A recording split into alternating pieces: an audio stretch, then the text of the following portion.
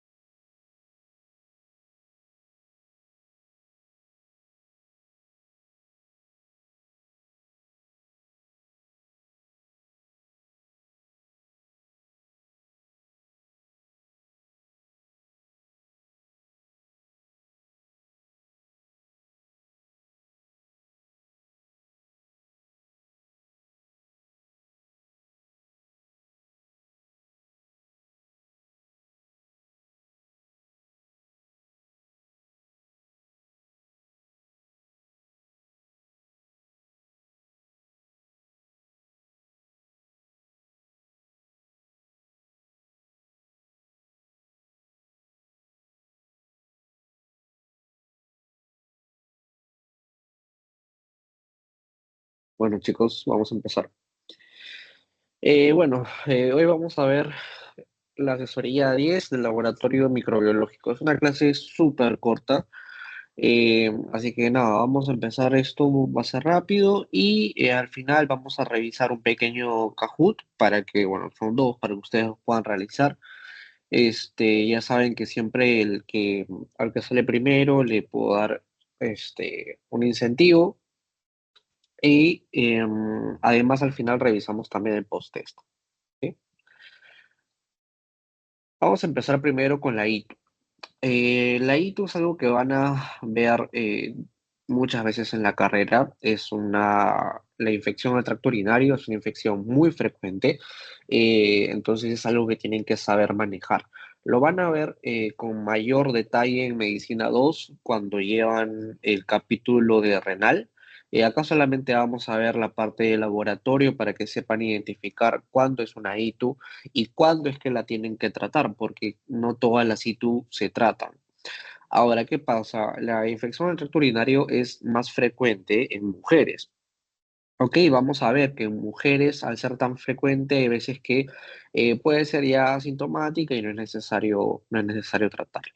¿No bien? Entonces vamos a aprender a diferenciar cada una de estas.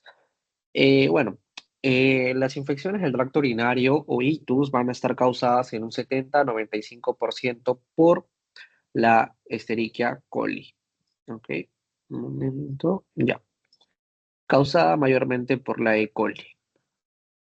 Ok, podemos tener cuatro vías. Podemos tener una vía ascendente desde el intestino grueso, introito, perine, la directa, que es la iatrogénica por instrumentación.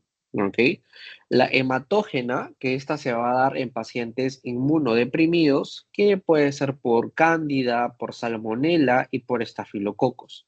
Es común encontrar cándida en mujeres, pero esta normalmente está en un estado latente, va a progresar mayormente en pacientes inmunodeprimidos.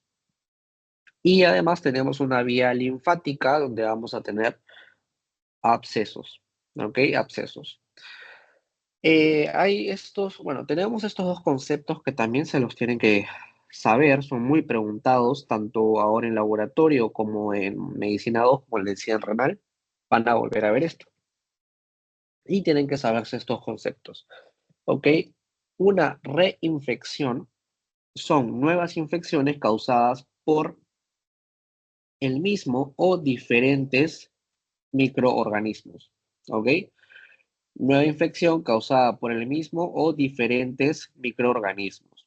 Esta es la definición que he sacado de las clases del ciclo pasado, ¿ok? La recidiva va a ser una, cuando las primeras 2 o 3 semanas después de la aparente curación de la primera ITU, ¿ok? Se produce otra infección por el mismo microorganismo, ¿ok? Entonces, una reinfección va a ser cuando viene el paciente y está infectado de nuevo, pero con otro agente, ¿ok? Mayormente es por otro agente. Una recidiva va a ser cuando tú ya le diste su tratamiento al paciente por Escherichia coli, por ejemplo, viene 2 o 3 semanas después y está infectado nuevamente por la misma Escherichia coli. ¿Ok? Es una recidiva. Van a escucharlo como recidiva o residual. Es un residuo que queda de la infección, de la primera infección y esta vuelve a surgir, puede ser por resistencia del germen, puede ser porque el paciente de repente no completó su tratamiento, etcétera, etcétera. ¿Ok? Esa va a ser la recidiva o una infección residual.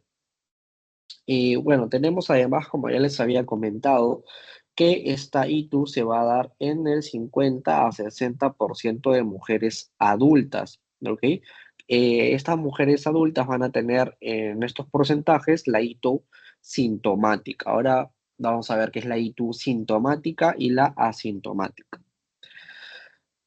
Tenemos además que esta infección del tracto urinario se va a dividir en no complicada y en complicada.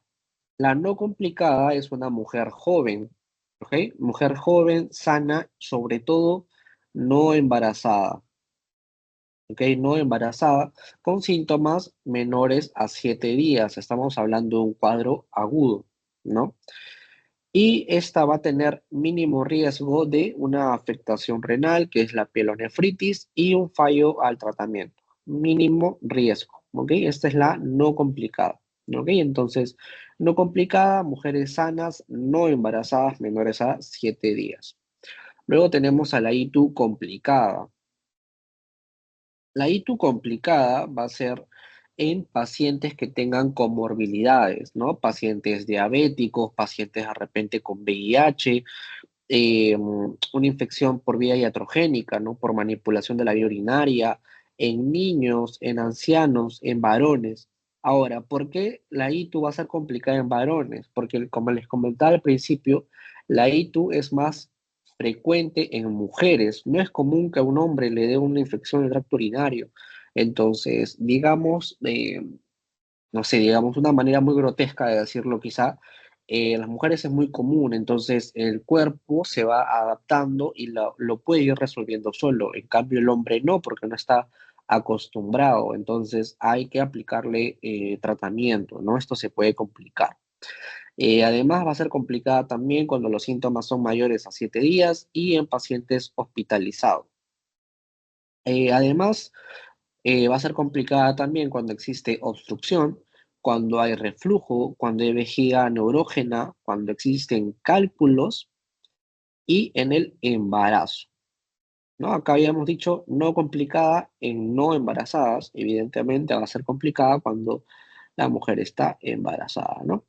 Ahora, ¿esto qué va a conllevar? Esto va a conllevar un riesgo de afectación renal, va a generar pielonefritis, ¿ok? Un alto riesgo puede causar también falla de tratamiento y la paciente o el paciente se puede ir en sepsis, ¿no? Puede ir a hacer sepsis, un shock séptico y esto va a conllevar a la muerte, pues, ¿no? Esto es lo que se puede generar en una infección del tracto urinario complicada. Ahora, bueno, estos son los distintos patógenos que pueden causar esta infección del tracto urinario. No es necesario que se los memoricen todos, pero bueno, es un cuadro para que lo recuerden. Y vamos a definir ahora lo que les comentaba de bacteriuria significativa o sintomática y bacteriuria asintomática. ¿Ok? Entonces, ¿qué es una bacteriuria? La bacteriuria es tener bacterias en orina, ¿no? Uria, orina, bacterias en orina, bacteriuria. La bacteriuria significativa va a ser cuando tenemos mayor o igual, más de 100.000 unidades de mililitros en mujeres. ¿Ok? En mujeres, mayor o igual a 100.000 en mujeres. En hombres va a ser mayor a 10.000, ¿no? Recuerden que es menos cantidad en hombres, ya que, como les decía, en hombres no es tan común. Entonces, se necesita una poca cantidad de bacterias para ya catalogarlo como bacteriuria significativa. ¿Ok? Entonces, igual o mayor a 100.000 en mujeres, mayor a 10.000 en hombres. Luego tenemos el concepto de bacteriuria asintomática. La bacteriuria asintomática van a significar dos urocultivos con intervalos de 2 semanas que tengan bacteriuria significativa. ¿Ok? Además, vamos a encontrar que el tamizaje y tratamiento se va a dar solo en gestantes. ¿Ok? Tamizaje y tratamiento solo en gestantes, porque ya habíamos dicho que las embarazadas se pueden complicar, ¿verdad? Entonces se le da tratamiento sí o sí a las gestantes. Se da tratamiento también en pacientes que se van a someter a cirugía urológica o procedimientos urológicos endoscópicos en los que se pueda producir un sangrado de la mucosa. Se va a hacer punción suprapúbica para cualquier recuento, bueno, cualquier recuento será positivo. Vamos a ver entonces ya los estudios de por sí, ¿ok? Tenemos al urocultivo. Este urocultivo va a ser el gold estándar para el diagnóstico de la infección del tracto urinario, ¿no? Urocultivo, gold estándar. A esto, bueno, a todos los cultivos en realidad se le suma el antibiograma. El antibiograma, no sé si ya lo habrán visto en sus respectivos hospitales, pero esto me va a servir para saber a qué medicamento es sensible y a qué medicamento es resistente el patógeno que está atacando al paciente, ¿no? Esto va a servir para, como dice acá, evaluar el tratamiento correcto a administrar, ¿no? Ahí en el antibiograma les va a salir, no sé si lo tengo acá, no lo tengo, pero bueno, en el antibiograma sale, por ejemplo, ¿no? Paciente positivo para Escherichia coli, ya, y les va a salir los medicamentos, entonces les sale ciprofloxacino, por ejemplo, ¿no? Les sale ciprofloxacino sensible. ¿Qué quiere decir esto? Que sí le puedes dar al paciente ciprofloxacino.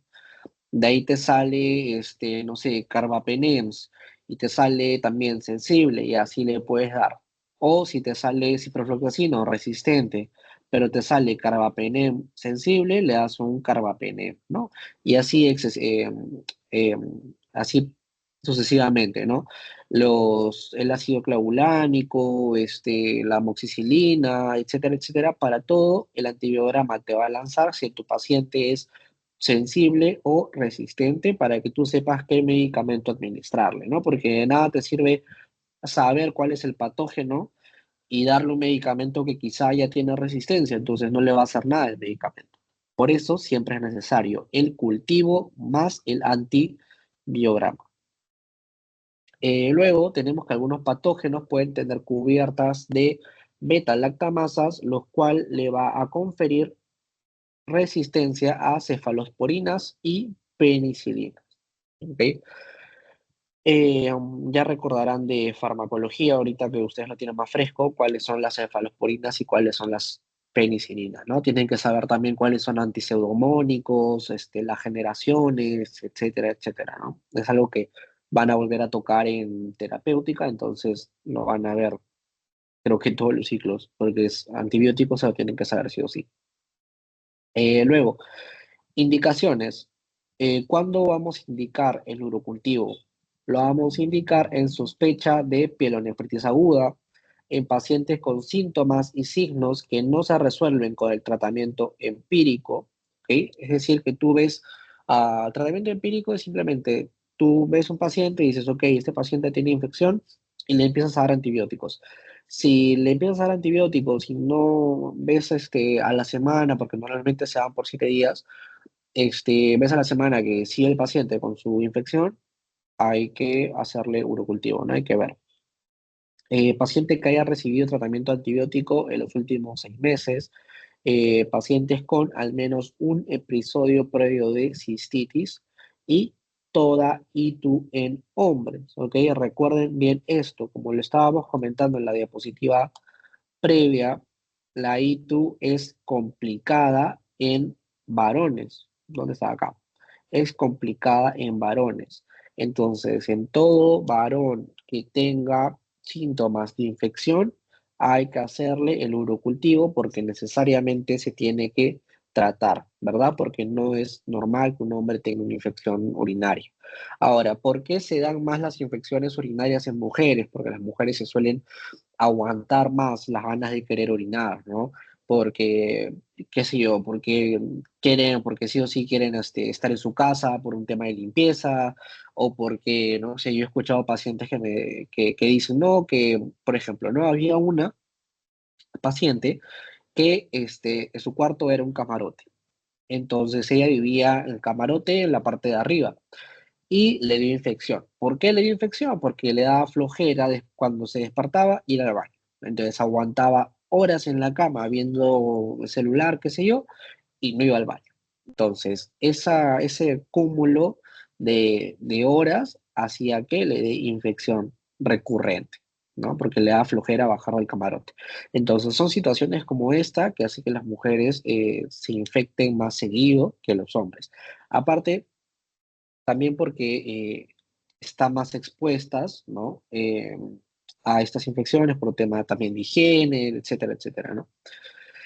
Ya. No requiere, no es indicación en mujeres con cistitis de primer episodio, sin factores de riesgo y adquiridas en la comunidad, ¿no? Habíamos visto que, también regresando a este cuadro, que la infección del tracto urinario es no complicada en mujer joven, sana, no embarazada, ¿no? Entonces, evidentemente, si está en un primer episodio, un primer cuadro, no tiene comorbilidades, no está embarazada, no es necesario el urocultivo, ¿no? O sea, tratamiento empírico. Además, se examinan 20 campos con tinción de Gram en una gota de orina sin centrifugar.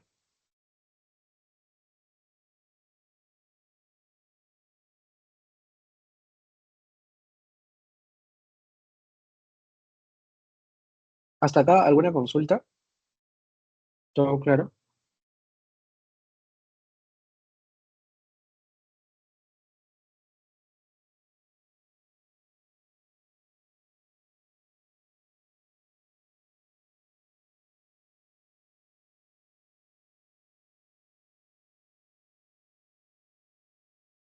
Ok, supongo que está todo claro entonces. Seguimos.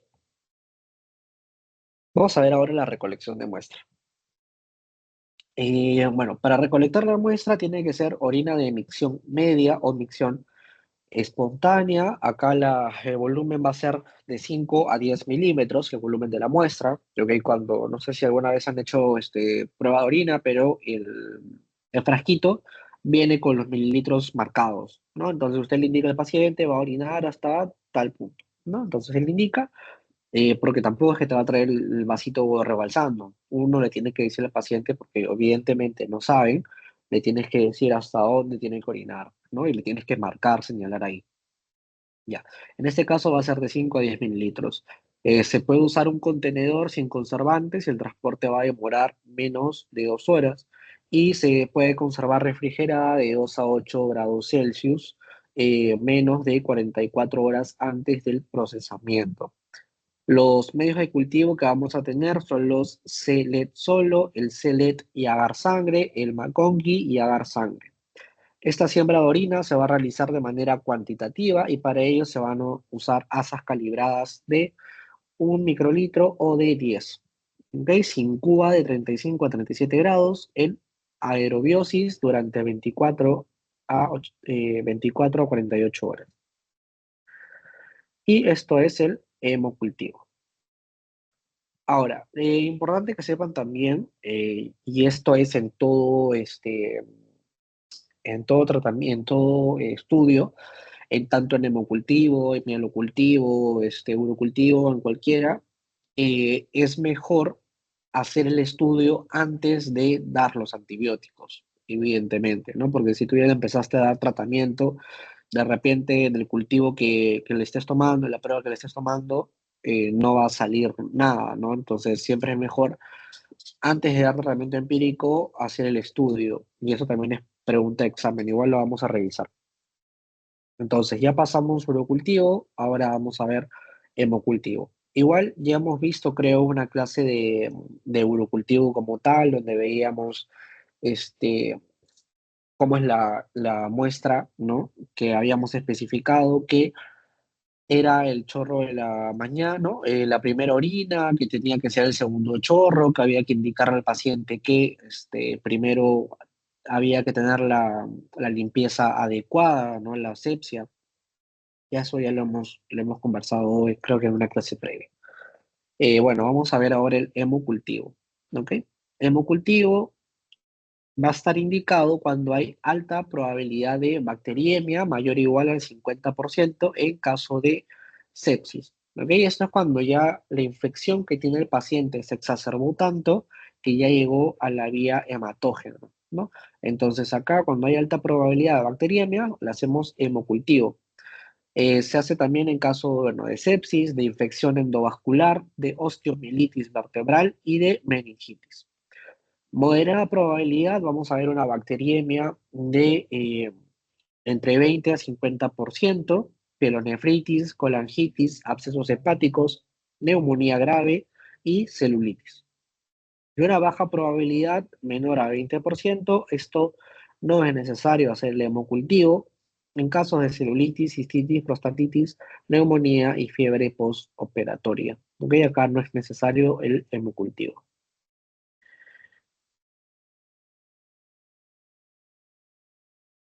Ya. Vamos a ver que dos hemocultivos o sets por episodio dentro de 24 horas se tienen que tomar de dos sitios distintos. ¿Ok? De dos sitios distintos. Se hace, recuerden, dos hemocultivos por episodio dentro de 24 horas de dos sitios distintos. ¿Ok? Eso quiere decir que si primero le tomaste del antebrazo izquierdo, no vuelvas a tomar del antebrazo izquierdo la segunda toma. ¿Ok? Si tienen que escoger otro lado para hacer la segunda toma de muestras. Sí, esto es importante. ¿Ok? Dos hemocultivos de dos sitios distintos. Un frasco va a contener bueno, un frasco, mejor dicho, va a ser aeróbico, ¿ok? 10 mililitros, y otro frasco va a ser anaeróbico de 10 mililitros también, ¿ok? Dos frascos, recuerden, son dos hemocultivos de dos sitios distintos y van a ser dos frascos, uno aeróbico y el otro anaeróbico. Bueno, se va a hacer esto mediante una venopunción en venas superiores, ¿ok? Por esto es que les comentaba que es en el antebrazo, ¿ok? Venopunción en venas superiores, de 20 a 30 mililitros por cultivo de volumen recomendado en adultos. El volumen de sangre del hemocultivo es variable, es la variable, mejor dicho, más importante para detectar bacteriemia o fungemia. ¿Sí? En el caso de infantes, el volumen no debe ser mayor al 1% del volumen sanguíneo total del paciente. ¿Ok? No debe ser mayor al 1%. Además, no es necesario hacer hemocultivo de monitoreo, excepto en endocarditis infecciosa y en bacteriemia por Staphylococcus aureus. ¿Ok? No es necesario hacer hemocultivo de monitoreo, excepto en estas dos. Esto también puede ser pregunta de examen.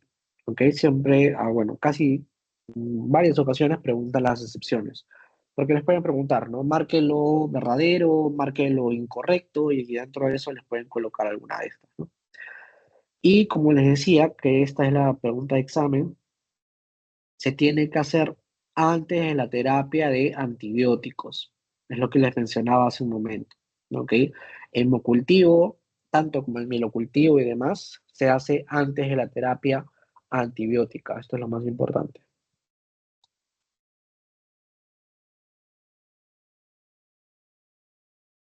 Ahora, la toma de muestra. En la toma de muestra, como indica acá, es, como muestra la imagen, es en el antebrazo. En este caso, se ha escogido el antebrazo.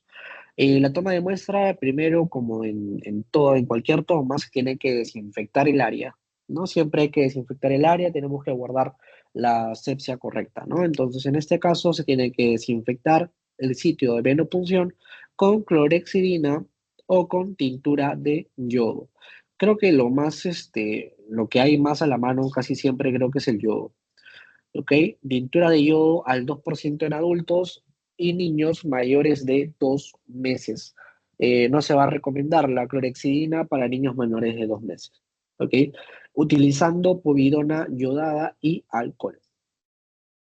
No se debe palpar la vena después de desinfectar la piel, porque evidentemente ya la estás volviendo a infectar si la acabas de limpiar, a menos que esté con guantes estériles o se repita la desinfección. ¿No? Esto es simplemente lógica, ¿no? Evidentemente, si ya limpiaste la zona, no la puedes volver a tocar porque la estás contaminando, ¿no?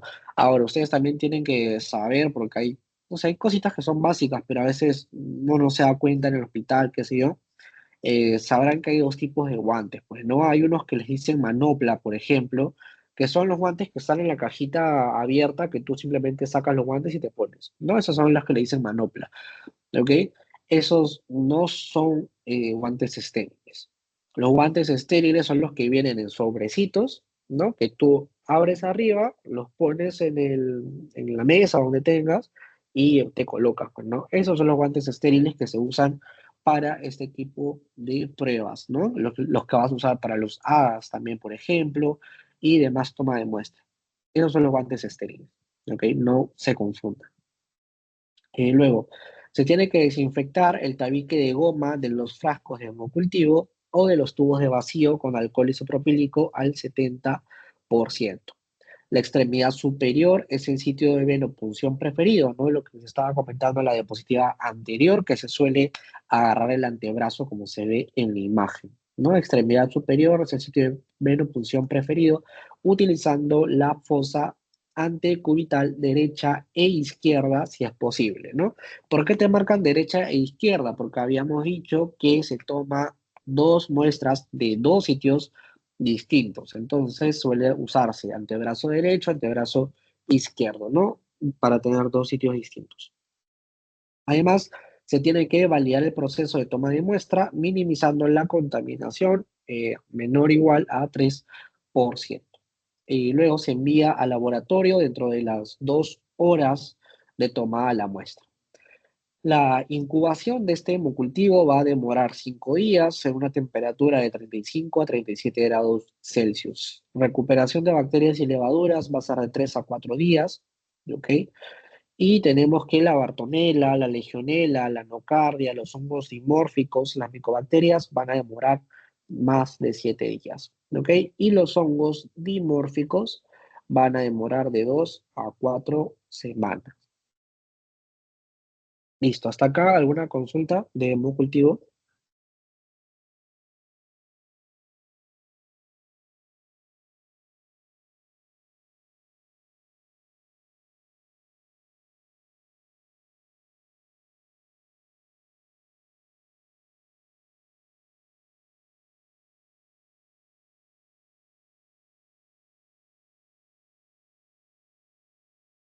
Ok, seguimos entonces.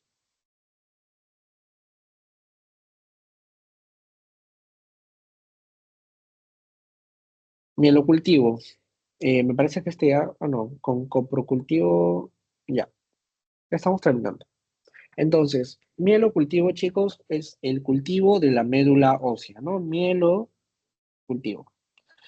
Ay, se me fue el lapicito. Un ratito. Ya. Entonces, mielocultivo. Cultivo de médula ósea o aspirado de médula ósea. Esto, como ven acá, es en la cresta ilíaca posterior. ¿Ok? Cresta ilíaca posterior. Acá se va a inocular 1,5 mililitros en frasco aerobio por 14 días. ¿Ok? Es por 14 días y esto va a estar indicado en fiebre de origen desconocido, ¿no? Esta fiebre de origen desconocido significa una fiebre de 3 semanas mayor a 38,3 grados Celsius.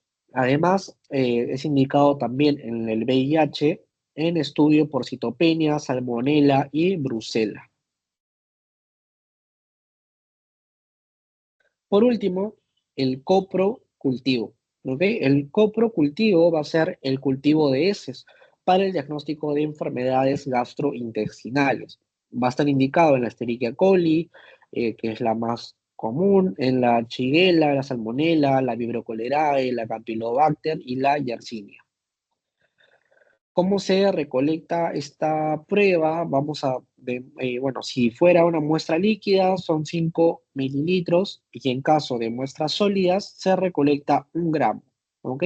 1 gramo que es equivalente a una nuez. No es que el paciente lo tenga que llenar el frasco entero, es un tamaño de una nuez lo que nos va a servir para la toma de la muestra, ¿ok?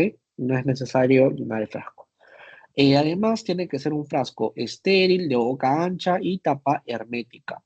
La muestra no debe mezclarse con orina ni recogerse del sanitario, ¿no? El paciente tiene que hacer directamente hacia el frasco. Igual que los demás, el traslado debe ser en 2 horas, si no, uso de medio de transporte Carry Blair, ¿ok? Se puede refrigerar y mantener hasta 24 horas antes de su proceso. La muestra obtenida, como les había mencionado y recalcado varias veces, tiene que ser antes de la toma de antibióticos, ¿ok? Todas las muestras tienen que ser antes de la toma de antibióticos, sino después de 72 horas de suspender. La toma de muestra en lactante se puede realizar con un hisopado rectal. Y el cultivo es una preparación de una emulsión de 1 a 2 grados de heces en solución salina fisiológica, a partir de la cual se van a inocular los medios de cultivo.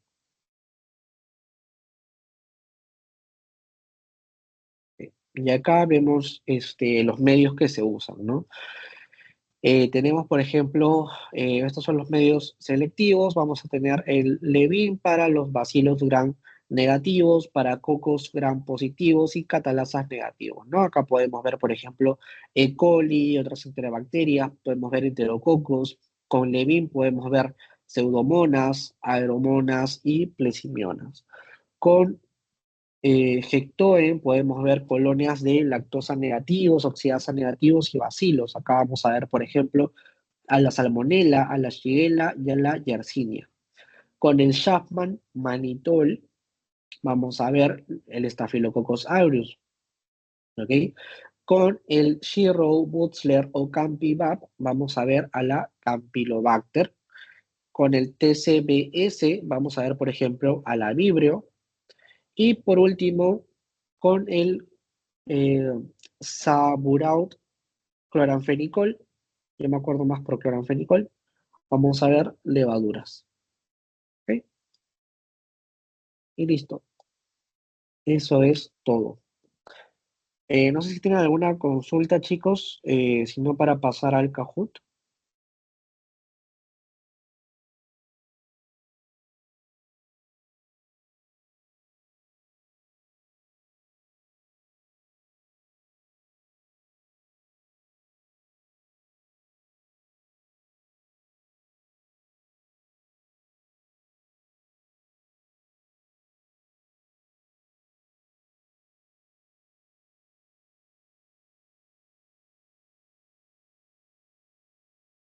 Bueno, se pueden unir por favor al Kahoot, ahorita se va a proyectar.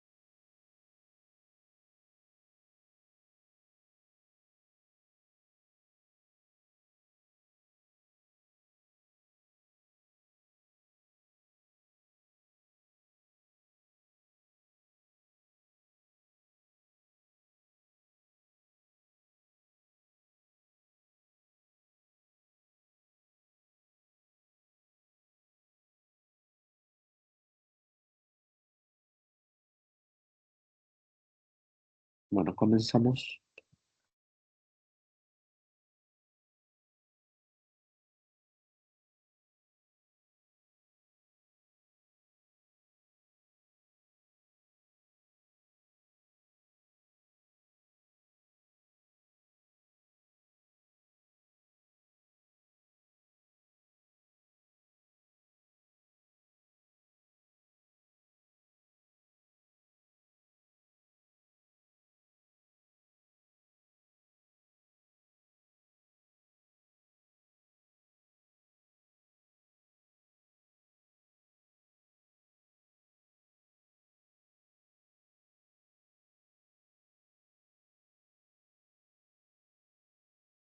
Mielocultivo, ¿no? Estamos hablando de un paciente varón de 55 años que no tiene antecedentes, eh, no tiene comorbilidades, con alta sospecha de brucelosis, ¿ok?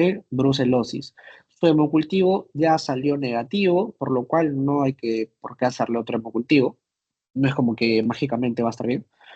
Eh, Ahora, ¿qué análisis solicitaría? En este caso, el mielocultivo, ¿ok? Mielocultivo.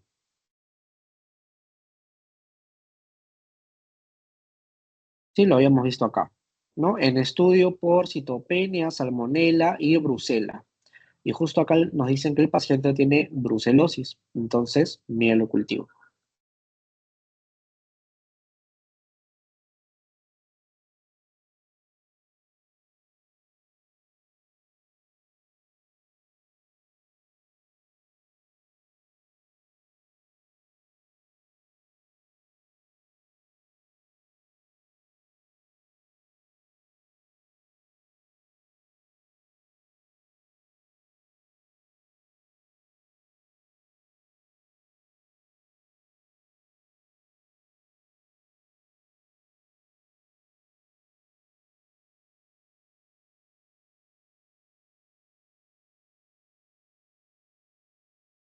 Ya, entonces tenemos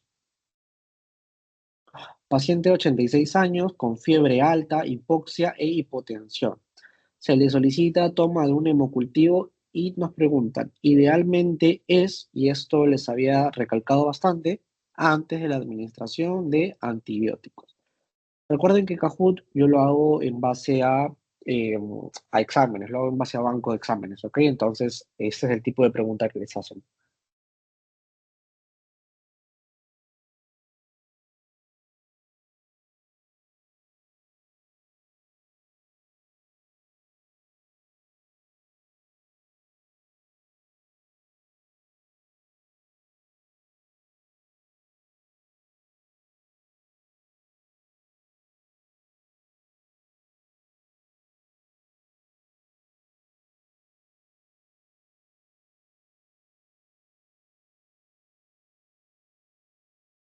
Ya, esa estaba más sencilla, ¿no?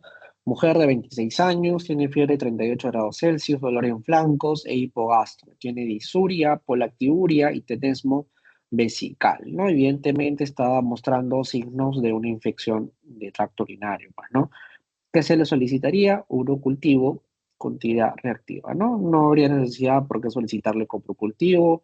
Es una mujer de 26 años, no nos dicen de repente una embarazada que esté complicándose, entonces de repente una hospitalización no es tan necesaria y un hemocultivo tampoco sería necesario en este caso, nos vamos con el urocultivo.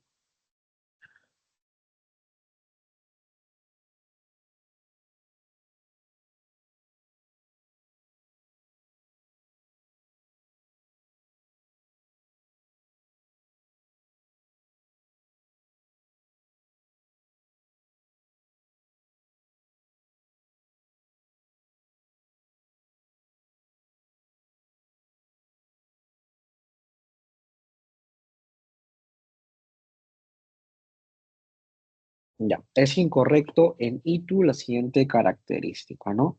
Siempre es un diagnóstico solo clínico. Bueno, para ustedes ya están en cuarto año, ya sabrán de toda la carrera que cuando una de las alternativas dice siempre o dice solo, no es la correcta, pues, ¿no? No, claro, no es correcto. Entonces, en este caso dice, siempre es un diagnóstico solo clínico, ¿no? Entonces, esta es incorrecta, ¿no? Aparte, ya saben que una característica de una infección es que va a haber leucocitosis, ¿no? Una leucocitosis es, digamos, los glóbulos blancos tratando de atacar al agente patógeno, entonces van a estar elevados, por eso es que hay leucocitosis. Puede presentarse más una bacteria, sí, y se confirma con urocultivo, claro, el ITU habíamos dicho que el gol estándar era el urocultivo, pues, ¿no? Entonces, todas las demás eran correctas, la única incorrecta era siempre es un diagnóstico solo clínico.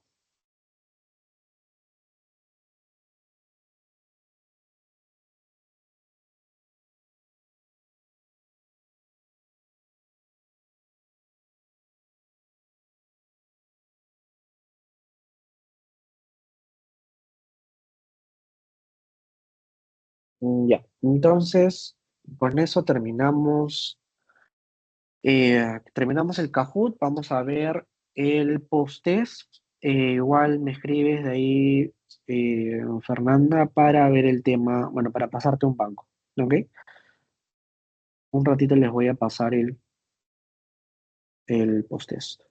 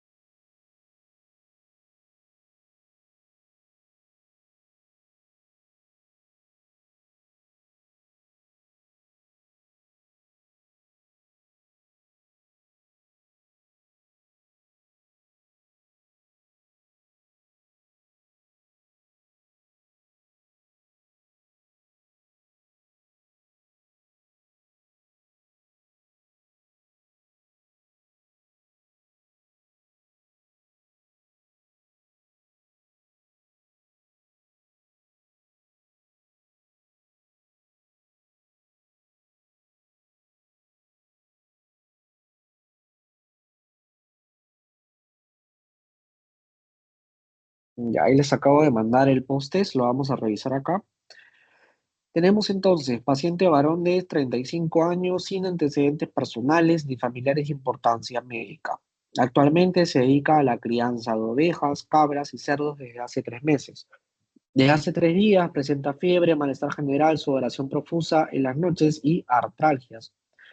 En sus exámenes de laboratorio encuentran anemia, leucopenia, linfocitosis relativa. Con esto tiene una alta sospecha de brucelosis. Se le realiza hemocultivo, saliendo negativo. ¿Qué exámenes de laboratorio solicitaría usted para confirmar su sospecha clínica? No, ya habíamos visto para brucelosis, era el mielocultivo, ¿no? Ya lo habíamos visto. Seguimos, paciente varón, 67 años, con diabetes tipo 2 desde hace 5 años. Se encuentra en unidad de cuidados intermedios por meningitis. Se encuentra con fiebre desde hace 72 horas. Se tiene una alta sospecha de bacteriemia por catéter. ¿Cuál es el examen de laboratorio más indicado a realizar para confirmar dicha sospecha? ¿No? Habíamos dicho que el hemocultivo se iba a, una de las indicaciones era cuando había sospecha de bacteriemia, ¿no? Cuando había alta sospecha de bacteriemia, hacíamos hemocultivo.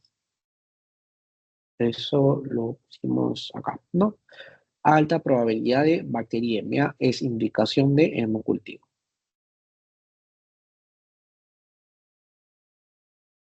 Seguimos, paciente de 30 años, ¿ok? Gestante de 16 semanas de gestación. Acude a su control en centro de salud en donde le encuentran un urocultivo positivo mayor o igual a 100.000 para Escherichia coli. Manifiesta que no presenta ninguna sintomatología con relación a ITU. Según lo descrito, ¿cuál sería el diagnóstico más probable? Esta es una bacteriuria asintomática. No habíamos dicho que la bacteriuria asintomática era cuando teníamos una bacteriuria significativa que acá la tenemos, ¿no? Mayor o igual a 100.000, pero que no teníamos síntomas, ¿no? Esta es una paciente que tiene positivo, urocultivo positivo, pero que no tiene síntomas, ¿ok? Entonces es una bacteriuria asintomática. Por último, paciente mujer de 32 años, operada hace 5 años de colicectomía laparoscópica y hace 3 años de apendicectomía. Llega al servicio por presentar hace 3 días dolor en la micción, orina frecuentemente y tiene urgencia urinaria. ¿Qué examen le pediríamos? Evidentemente, urocultivo, ¿no? Evidentemente, por la sintomatología que está presentando, ¿no? 3 días, dolor en la micción, orina frecuentemente y urgencia urinaria. Por estos por esto es que se le pide el urocultivo, ¿no? Un mielocultivo en este caso no tendría sentido solicitarle, un PCR es para ver una infección, entonces en verdad no sería tan preciso, y un hemograma tampoco, porque ya, digamos, el hemograma lo vamos a usar para ver la leucocitosis, para ver de repente hemoglobina, otras cosas, pero para diagnosticar pedimos urocultivo. Ya. Vamos a tener un descanso hasta las 6 y a las 6 vamos a dar el tema de enfermedades reumatoideas. ¿Ok? Vamos, a las 6 regresamos.